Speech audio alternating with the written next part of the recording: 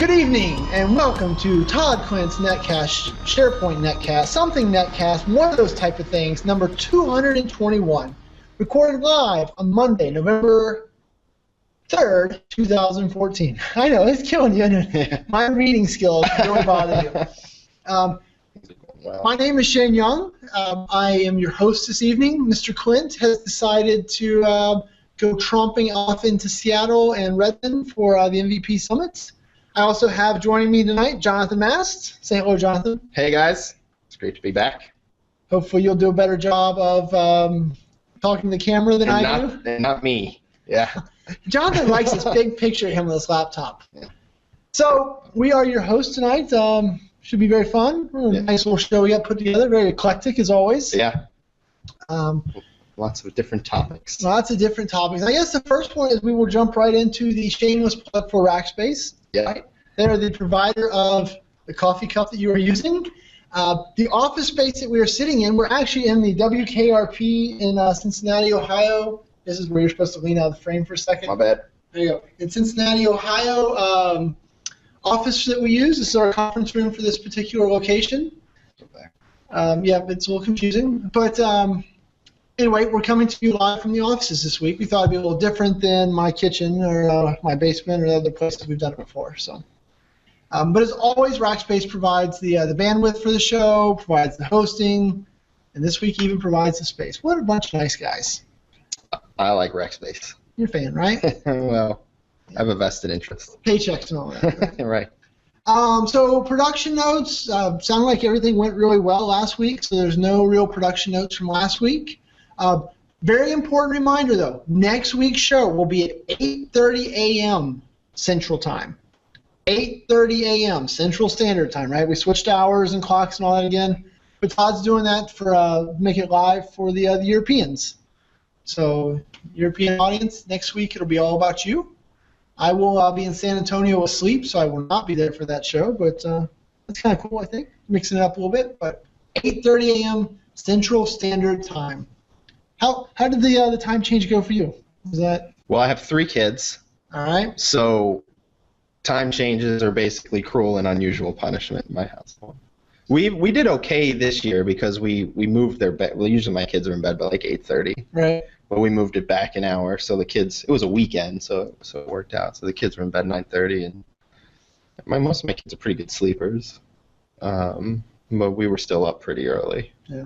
My kids are not good sleepers. The good news, though, is Grandma took them overnight on Saturday when the change happened. That's the way to do it. She volunteered, enjoy that. I slept until 10 o'clock that Saturday, Sunday morning. That's the latest I've slept all year. It was nice. All right, so now you know all about our sleeping habits. I think we're in a good place. So, jumping right into today's news, since we didn't have anything else exciting to talk about. Did you see Combined Knowledge bought Mindsharp? Oh, I noticed that this morning.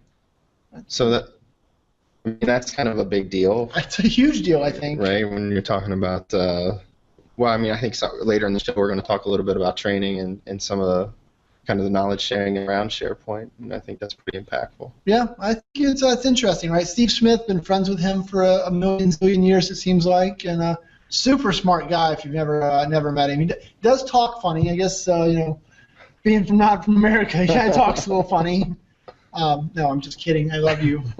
But so I was excited to see, the 2 companies have worked together hand in hand for at least 5 or 6 years, so it's not really a huge surprise, but it's good to see. No, I think it kind of makes sense, too.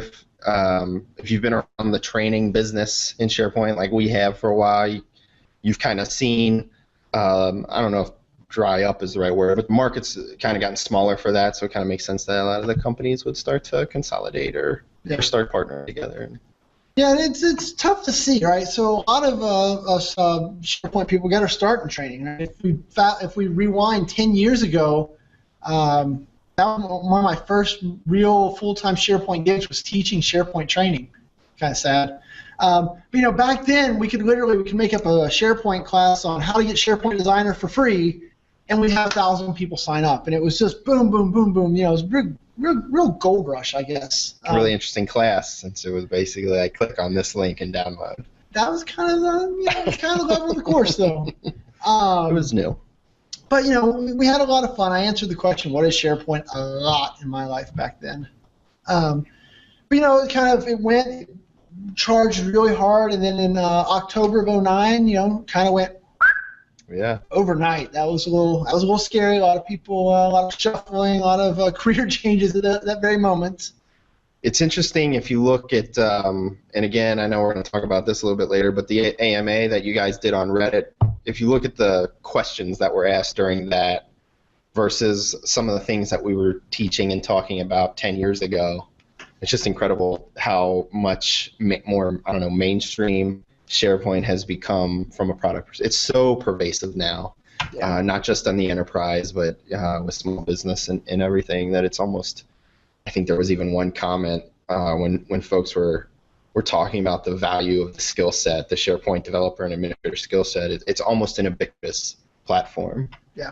Like I've said before, it's almost it's kind of like the operating system of the intranet, the SharePoint platform. Yeah. Well, yeah. When I talk to the sales guys, right, they're always, well, who's got SharePoint? Everyone. Yeah. They're like, no. Who has that? I'm like, literally every customer that you've ever spoken to, talking to mid-market and enterprise sales guys, they all have SharePoint. What their level of investment in it, how much they might be using it, that can vary a little bit, but every single one of them has a SharePoint license. Yeah, it's a typical thing, probably right around when 2007 was coming out, and I think Microsoft does this with all like Azure now, is they'll just throw it into EA, those enterprise agreements, and so it's a way for them to increase adoption. So with SharePoint training, so we kind of had the crash in 2009. We kind of rebuilt probably mid-11 to 12 through 12. Sharing kind of got back into full swing. And, I can tell you as a guy who, so Rackspace has a SharePoint training offering, whatever you want to call it. We've seen the evolution. And what's interesting now is pretty much in-person training I don't want to say went the way of the dodo bird, but it's gotten pretty close. A lot of people, they lost their travel budgets, so they might still be doing in-person training like at their local combined knowledge, or what do you call those places? Knowledge. Like Horizons and New those Horizons, and Global those places. Knowledge. Yeah, I think that's an interesting point, but I think I'm sure there's some financial budgets and those sorts of things that have been driving that. But I think one of the biggest things, and I was thinking about this, it's a long drive from my house to here. Oh my God. So tell them how we live in South Canada, from the United States where I come from. But I think about even, so longer than that, but 10 years. I mean, think about 7 years ago, the technology that we're using in ways as information workers or just business people, think about the ways that we were consuming information and digesting information. It was just different back then. Piece of paper. Yes, and so now you've got services like Pluralsight, which is just going gangbusters. It's huge value. And people, I think, they prefer that online training, that self-paced communication, and they've found value, and the tools are there now that makes it really effective. I think we've seen that even in our SharePoint. You mentioned our SharePoint offering, but I think we've definitely seen that. Yeah, well, with our offering, right, so we discontinued in-person training, and now we exclusively teach it either live online or recorded online, because like you said, people want to consume it in that manner, which I find really interesting, because me personally, I have a hard time learning by sitting in front of the computer and listening to someone talk.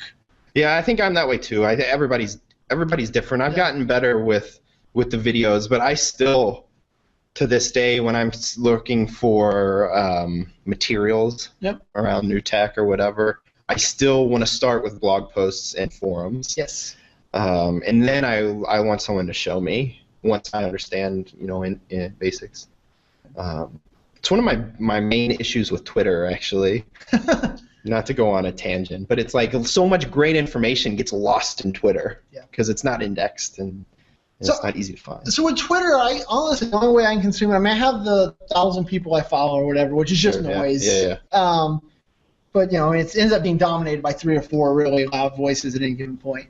But the only way I'm really getting value out of Twitter is going and searching for something. Like, if there's a bombing or something major that's happened, right? I immediately go to Twitter and I start searching, and that's where I always find my value in Twitter, is being able to get real-time updates from people that are involved in whatever the situation might be. Yeah, I think, well, again, a different and bigger conversation, but you kind of wonder what the trade-off has been, because it's past us now. Like, Twitter is not hip and new anymore like it was 7 or 10 years ago.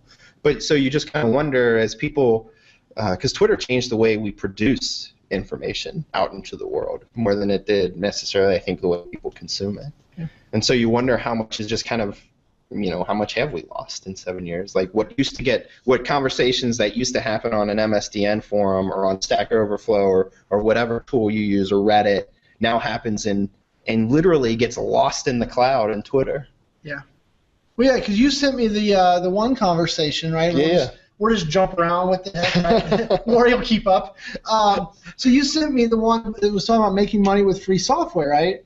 Yes. So you sent me a Twitter conversation with, yeah, when we were looking at topics, right? Replies, and that's hard to read, right? Go back, and even though we know there's a valuable story in there, you got to read Jackhole 27 adding his 2 cents in the middle of 3 people having a valid Twitter conversation. It's the unicorn with 4 horns talking to the 4 kittens, and it's well. The disappointing thing is it was the topic was around how people monetize free open source software. So how, or maybe monetize isn't the right word, but how they build a business or generate revenue for themselves.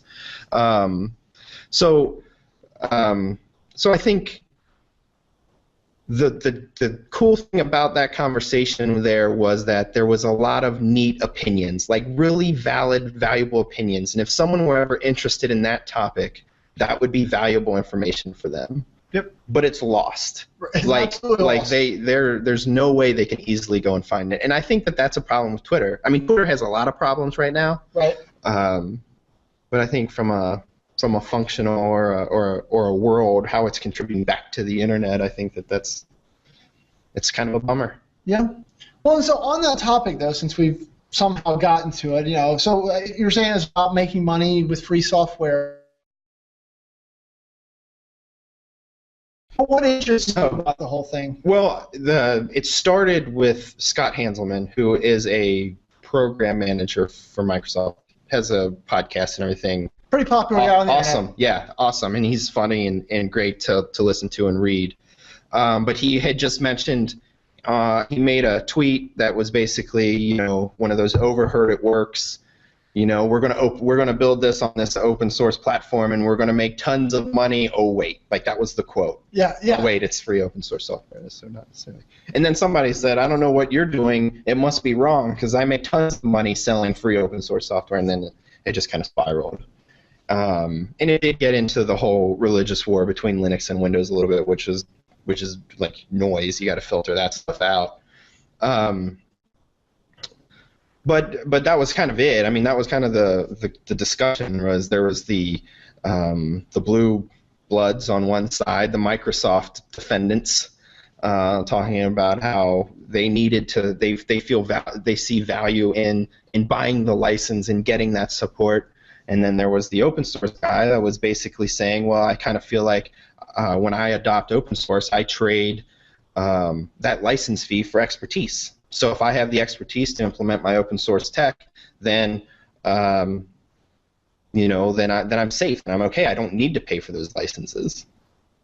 Yeah. Well, it's a tough conversation, especially. I'm curious what'll be the fallout of all the OpenSSL bugs and the 2 or 3 major hits that the open source world took recently that was never going to happen because everyone was looking at the code, but it was 10-year-old code that was like hell we've had this error for 10 years and no one caught it until now. No one maybe bothered to exploit it or what have you. I mean, or the NSA exploited it and didn't tell anyone else. Yeah, it's I think it's naive to think one is more secure than the other. I think for me personally, and I've had this opinion with you a number of occasions, I just think people should use devices and technology that they're comfortable with and that they trust to succeed. And it's true for phones, operating systems, whatever. Use the tech and the tools that you need and can to contribute to your daily production. Yeah, your whatever your goal is. Yeah, but so if you look at though, I agree with you. Not one is not more secure than the other. That is definitely not the argument. But I think for a lot of customers, it's about the throat to choke.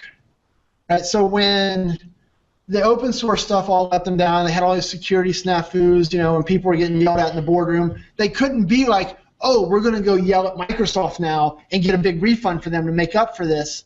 The CIO had to just take it on the shoulders and say, yeah, we downloaded some code off the internet. That's how we made it. And that becomes a much tougher conversation, right? I remember growing up, right, so I started my tech career in the late 90s, and it was a very firm rule that my boss taught me. No one ever got fired for going with IBM. Right? That's how IBM made billions of dollars, because everyone knew that if they bought IBM stuff and something bad happened, they could go back to IBM and say, write me a check and take the blame so I don't get fired. Yeah, there's a show on AMC right now. It's in between seasons. It's called Halt and Catch Fire. And it's about, in the early 80s, it's about a technology company that wants to start up. Well, it's about technology in the early 80s. It's kind of Apple-y Steve Jobs. The point being that he made that as a part of his sales pitch against IBM. Actually, his company's competing against IBM in this fictitious world, but he's basically going after this large account. And saying, do you want to be the guy that turned away from this opportunity from us, that we're about to disrupt the market? Well, yeah. It's a great show. You should watch it. I got a great first-hand story of that. My stats professor in college, he said he had a crazy brother-in-law who worked for this company called Microsoft back in the day. And he said when their stock was $2, his brother was like, hey, or brother-in-law was like, hey, you should get on this gravy train. I forget what the stock was worth at the time of this, but I mean it was just millions and millions of dollars the guy left on the table by not listening to his brother, missing that $2 stock. But so yeah, you mentioned TV shows, since we're just jumping randomly instead of following the script here. Well, if you'd stop pointing it out, our segues would be outstanding. I know, that's what I'm enjoying, but these guys know us too well and know we did not plan any of this to work in this world. But so Jonathan and I, last time we got together, we talked TV show quite a bit. We both watch entirely too much TV, apparently, which is funny because I don't feel like I watch any TV other than football, which I'm missing for you people again. It's not worth it. Oh, it is. But so it brings me to my favorite person on Twitter to follow. So if you guys like TV at all, even a little bit, there is his name is the Cancellation Bear. I think his Twitter handle is the Cancel Bear. So yeah, Twitter.com. Lori just put it in chat. So the Cancellation Bear, he's a TV executive. He's never said who he is. But he watches the ratings of all the primetime shows across all network television, so not cable, just network television. And he essentially says, hey, here's the ratings for last night's show, and is the show going to become Bear Chow or not, right? Is it going to get canceled? And he's just a snarky, just mouthy guy, but his info is dead on. Why this is why this show is succeeding, this is why this show won't. And then there are other people write articles, this new show is going to be saved by its DVR ratings and stuff. And he'll retweet them and be like, that's a bunch of crap. That show got a 0.1. It's out the window.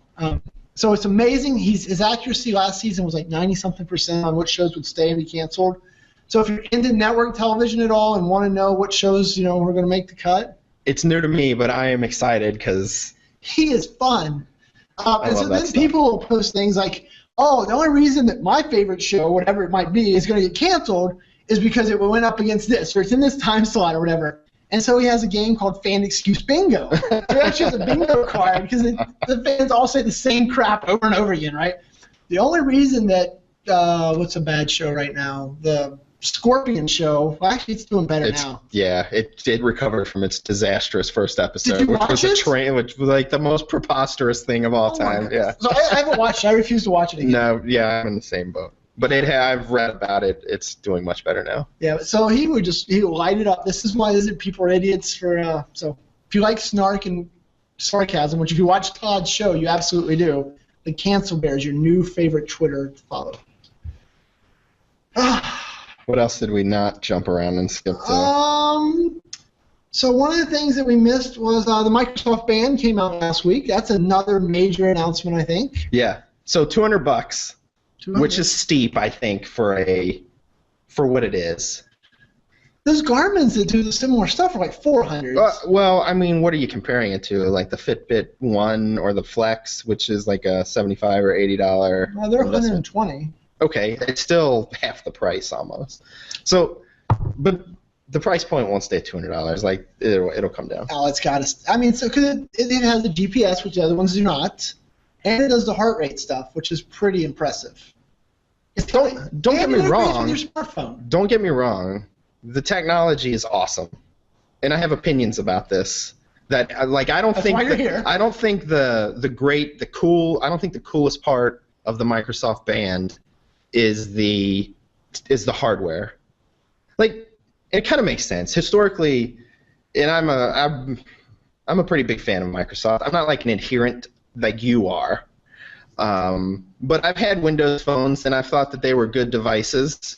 And I have a Windows, whatever you call these things. It's a Venue, the 11-inch Venue. It's like a hybrid, which I think is a great device. And the Surface, I think, is awesome. But historically, Microsoft's not really been a great device company.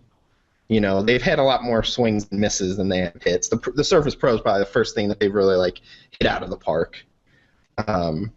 But anyway, the cool thing about the Microsoft Band and what they're doing is they're creating this ecosystem. Like they're licensing the technology. The Band has 10 sensors. That's how it does the heart rate and all the things that it does. But they're licensing it out. So they're really trying to create a platform for people to do really neat, innovative things. Yep. Very similar to the Kinect. Like the Kinect, I think. The Xbox device, I think, kind of a failure. Yep. But in terms of like bringing motion capture and motion sensor technology to the household, like it was pretty revolutionary. It was pretty innovative. It was probably the most innovative thing Microsoft did ever, maybe. Right? In terms of just inventing something, not licensing, buying, and making it better. Well, they did buy it. Well, they hired the kid from Pennsylvania, the dude who reverse engineered the Wii. Yeah. And he basically created this thing and left Microsoft. But don't forget the most important thing it is, it almost killed Todd. Right. Well, sorta. But yeah, so I mean, it was a great leap forward, and I think the Band is a great leap forward. I do think they could have set a higher price point. I think they could have got away with it. The technology is there. But one of the conversations that Todd and I had about it is it's the challenge of, it's a commitment to wear it. Yeah. Right? And so if you want to wear and get your steps, it's a commitment. And so he's like, I want to be able to do it. And we actually had this conversation more around the Fitbit offerings. But so if I go on a run, I want the heart rate, the GPS, and all this stuff. I want it strapped onto my wrist. I'm good with it. But when I go out on a night on town with my wife or something, I don't want to go out there with this giant nerd thing wrapped to me. But if counting my steps is the most important thing in the universe to me, what do I do? So his idea was there should be an interchangeableness, right? You should be able to have multiple devices, but all registered with your account at one time, because that's where the disconnect starts to happen. But I think if Microsoft succeeds in creating this platform, this Microsoft Health, I mean that's really the play. Yeah, you know about the software. Then that's the next logical step. Yeah. And it makes commercially it makes sense, right? Because you'd be selling two devices. Like if that's what Todd wants, he'd probably go and get the little Fitbit-y like thing to put in his pocket when he needs it, and then he'd have the wrist for when he's maybe doing a real exercise. I think wearables is one of those things where it's a really neat idea, but at the end of the day, it's like my wife is a fitness freak. Like she goes to the gym 6 days a week and takes great care and isn't like super competitive about it, but I think that she would dig it, like if she could see kind of charts in the data.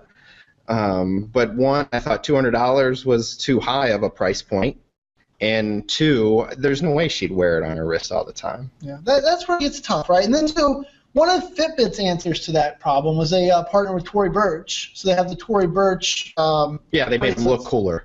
Yeah, but still, same thing. Well, it's an opposite problem, though, right? So your Tory Burch one looks great when you're at fancy dinner with your elegant gown or whatever, right? But you don't want to wear a Tory Burch armband to go to the YMCA and run on the treadmill, because then you look like a jackass. Yeah. So it's It's getting there, right? We're a couple years until all of this kind of works out. As you said, it's going to really be about the software gluing it together.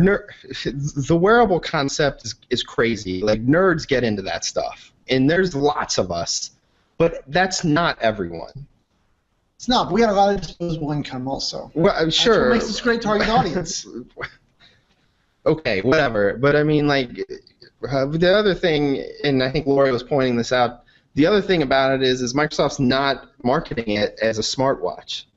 Like, they expect you to have, like, a watch and your Microsoft band on your right wrist. And it's, like, I just think wearables are a dead end. Like, I think the platform is great. I think the technology, the hardware, the 10 sensors that they have in there, it's very new and doesn't exist anywhere else. That's awesome. But I don't think the device is where I don't think it's like the silver bullet device yet. No, but I think they're headed in the right thing, right? We're just the early adopters who are financing the growth. Right? I've had a Zip, and then I had an Xbox or a Force, and then I went back to a Zip. Right? I mean, I've spent some money. Yeah, you got all of them. And I'll probably buy an Xbox Band at some point. I don't want to. I don't plan on it.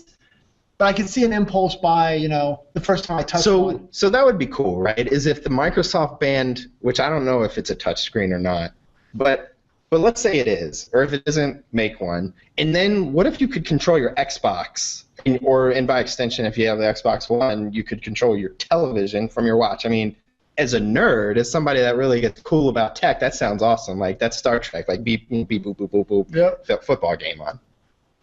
But the argument is it's too much of a stretch because today I can do it with my phone. Yeah. And so, interestingly enough, Sonos and Android just agreed that I guess one of the Android smartwatches will be able to control your Sonos house sound system. Yeah, my brother installed one of those recently. They're pretty slick. Yeah. I've never been an audiophile, because I've never gotten into that stuff. Yeah, that's another one. It's a big investment. But I mean, like DirecTV, you can do all that stuff today. Like, their technology is fantastic. Yeah. If you're into that stuff, like recording sending your DVR from anywhere in the world type of stuff. Well, we can do that in Time Warner now as well. Yeah, but I mean, whatever. Well, but cable. DirecTV. Yeah. So DirecTV, right? Twice I've had to interact with it on a regular basis. Once was at my first job, and man, it never worked. It was on the roof, and this was probably like 15 years ago. So yes. that's a fair fair point. So it sucked. The second time is my in-laws have it because they don't have cable where they live in God's country. And so every time we go up there for Thanksgiving or Christmas, it snows because it's northwest Ohio, and snow gets on the damn thing, and then I can't watch football games. Your cable never goes out. It's always on. No, my cable never goes out. I mean, I pay like $8,000 a month. I have a special line where I can call Bob and be like, come fix my cable now. But I don't have problems with my cable. I've never had good luck with DirecTV. So I am, as much as I despise Time Warner, not leaving them. And then you get the whole internet problem if you leave them. Yeah. Because I don't have any other options. Get some dial-up, some AOL. 1,400 hours of free time on AOL. I have Fioptics right now, but the internet's like a disposable thing for me. I'll just go to whoever gives me the best. But they are offering gigabit internet now in parts of the greater Cincinnati area. What parts? Like Hyde Park and like the small little? Well, I mean, the infrastructure costs are huge. Are so significant that they go and like, I mean, actually, my subdivision has like 1,000 homes in a pretty tight radius, and probably like 500 acres of land, and I would think they target subdivisions like mine where they can hit a lot of homes quickly. Yeah. Whereas they will never come to a neighborhood like mine. So no. I don't.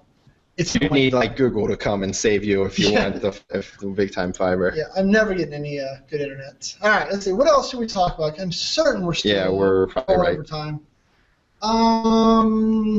We can skip over that. So I think the other one I wanted to talk about here for a second was last one. So we did the SharePoint AMA. You alluded to it, where they asked me anything on Reddit. To me and about 20 different MVPs we got out there. We answered a lot of questions. Some newbie questions, some really hard, complex questions like distributed cache stuff, and just mind-boggling stuff. It was pretty tough ones. Good little mix of that. But so the question though that and it's out there. You can go take a look at it and read through it. But links in chat. the question that got me the most was someone said, if you couldn't be a SharePoint MVP, what would you be? Like, what MVP would you be? Yes, what MVP would you want to be? So I thought it was a valid question. What did you pick? So I went with the Cloud OS, Hyper-V and System Center. That's not even fair. I know, it was like a softball to me. All right, but we are reading through them though. Pretty much everyone chose Azure something. Every single one of us had. I won't say every single one. It's out there. You can go read them. But the majority was some form of Azure MVP.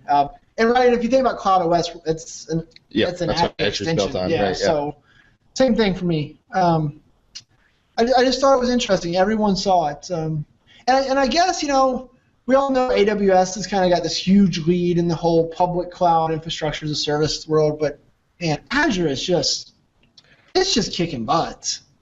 I mean, if you're a technologist that really just likes tools that work, and you can approach the problem from a neutral perspective, it's hard not to just love the tooling that Microsoft's put on top of Azure. Yep. From just an ease of use, whether you're a developer or an administrator. It's slick. Yeah, they got smart people working on it. You can tell. Well, and so I had this rundown email of everything that they added in October, and the rate of change. Yeah, I mean, they must have added a feature a day, I think. The anti-malware stuff, some DNS control stuff. They added the whole new performance B flavors. They added some storage. I mean, it was just boom, boom, boom, boom, boom, boom, boom, boom. Features that I didn't understand what the heck they did. There's a lot of Azure features. I don't know what they do.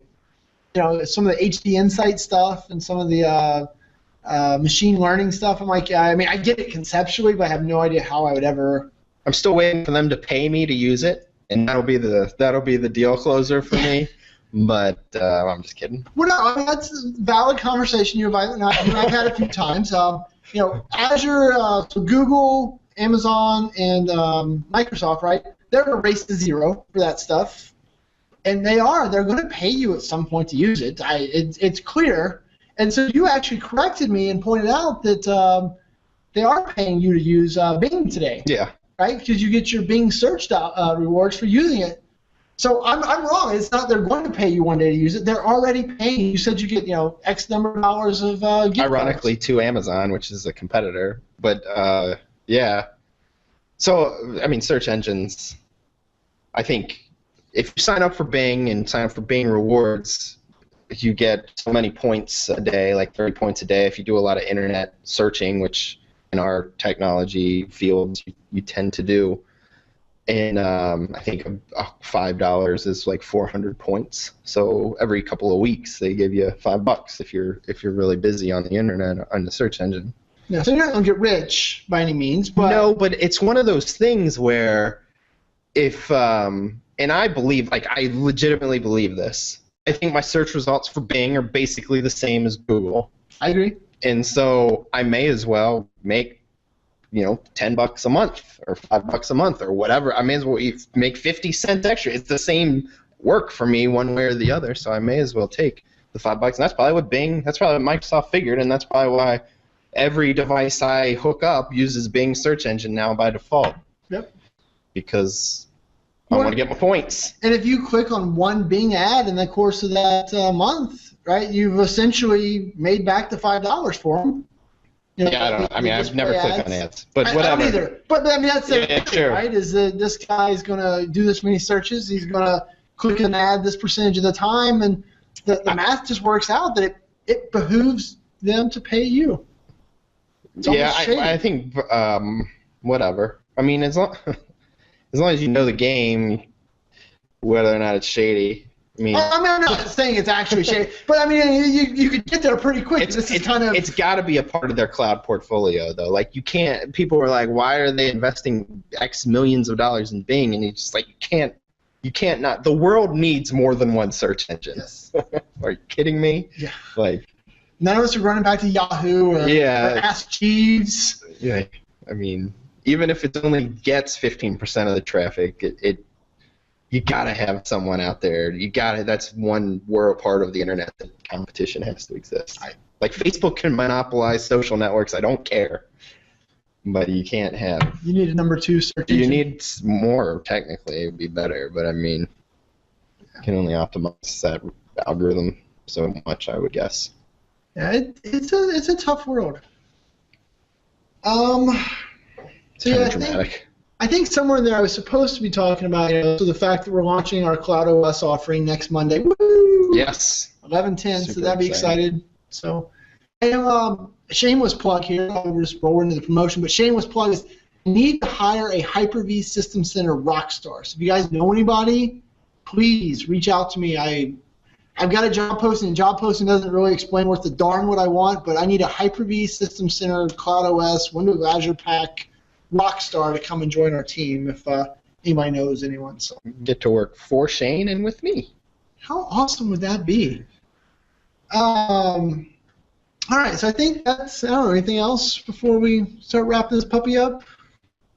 No, I think we've effectively hit all of those things, and certainly not the order that you have them written down. And like you said, our segues were spectacular. Well, they would have been. If I had to call out everyone. They had the potential to be great, much like whatever movie that was. No, we were doing TV shows. We don't talk about movies. I tell you what, I gotta go to Chicago tomorrow, and I'm like here instead of packing my bags because I gotta talk about Todd. I'm missing football. Yeah, football. Football. Like I'm really close to being a not professional sports fan. The Bengals have made it a little rough this season. No, the Bengals are great. I mean, they've got 6 wins. They're hard to watch. Right? Caught up with the commercials in the game. And baseball is terrible now. It takes like even if you really love the sport. I grew up playing the sport. Even if you love the sport, it takes forever. I despise baseball. I just think they're just taking it too far. They're oversaturating me with their product. It's too long. Anyway. But so speaking of shameless plugs, I hear that you're getting a little closer to starting your own show. You want to share anything or? I'm starting a podcast. Podcast, all right. I'll do basically. I've been talking with Todd about this for months. He's been great help. But I am definitely here in the next couple of weeks. I'm putting together some stuff for it, website and those sorts of things. And I've got topics that'll be not focused on any one technology. But I hopefully will be able to talk about a lot of different types of people in technology and personalities and what motivates. I think a lot of times, let me give some examples. A lot of times developers and engineers are misunderstood. Like here's an example. I was thinking about this on the way up today. But a lot of times if you're ever working with a developer, and everybody that's listening to this podcast at some point has worked with a developer, and you've probably said, why did you engineer something like this? Like, why did you take this effort to do this? But at the same time, let's say you're going on, this is going to sound completely out of left field, but I equate it to the same. Let's say you're taking a 30-mile drive to my house, 40-mile drive to my house. It's not 40 miles to your house. It's an average speed limit of 65 miles an hour. I usually drive about 80. But you're going to go 80 miles an hour. True story. You are going to take the risk financially. And you're a pretty good driver, so but at minimum financially, and then everybody will agree that if you go a little faster, things are a little more dangerous. Statistically, yes. So you're going to go out of your way to do those things to save like 4 minutes maybe on your drive. Sounds reasonable, yes. It's emotionally the same thing for developers when they engineer something one way or the other. They took some path because that was the feeling that was how they felt they needed to get from point A to point B. Even though there was probably a straighter line, there was an emotional response. Anyway, I've got all of these different analogies and thoughts that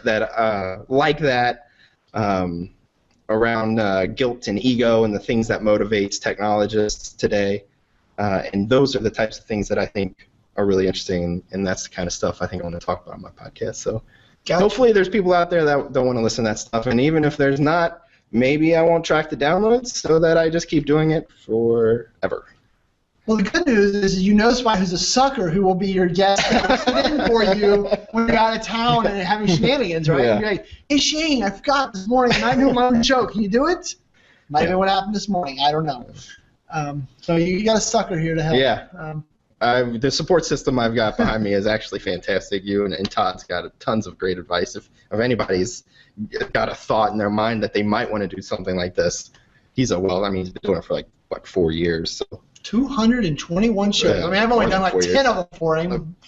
But a wealth of information. That's like 5%. I know. Do I get 5% of the revenue of this thing? No. Sorry, this is a stepping stone. I'm going to be hosting for Letterman or something for much longer. Well, we'll do it, Lori. We'll do it different nights.